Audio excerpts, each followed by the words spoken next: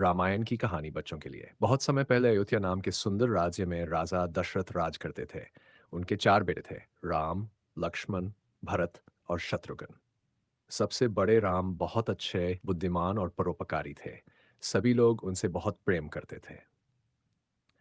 राम का वनवास।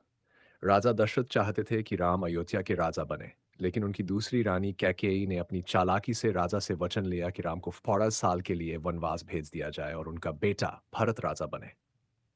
राजा दशरथ बहुत दुखी हुए, लेकिन राम ने खुशी खुशी अपने पिता का आदेश मान लिया।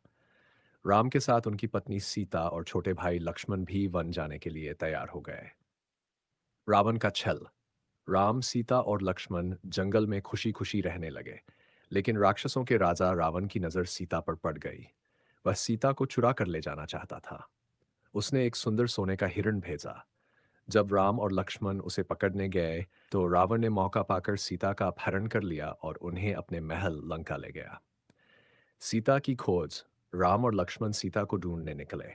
रास्ते में उनकी मुलाकात हनुमान से हुई, जो एक शक्तिशाली वानर थे। हनुमान ने वादा किया कि वे सीता को ढूंढ निकालेंगे। अपनी शक्ति से वे विशाल समुद्र लांघ कर लंका पहुंचे और वहां सीता को खोज निकाला।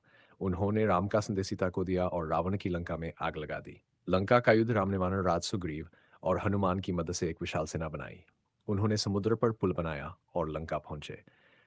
वहां रावण और राम के बीच भयंकर युद्ध हुआ। कई दिनों की लड़ाई के बाद राम ने अपने दिव्य तीर से रावण का अंत कर दिया और सीता को मुक्त कराया।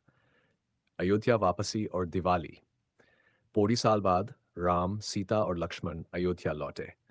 पूरा नगर दीप जलाकर उनका स्वागत किया। इसी खुशी में आज भी दिवाली का पर्व मनाया जाता है, जो बुराई पर अच्छाई की जीत का प्रतीक है। रामायण से सीख। रामायण हमें सिखाती है कि हमें हमेशा सच बोलना चाहिए, बड़ों की आज्ञा माननी चाहिए और बुराई के खिलाफ लड़ना चाहिए। इस कहानी से ये भी पता चलता है कि अच्छाई की हमेशा जीत होती है। और इस तरह राम और सीता ने खुशी खुशी अयोध्या पर राज किया और सभी को प्रेम और न्याय दिया। समाप्त।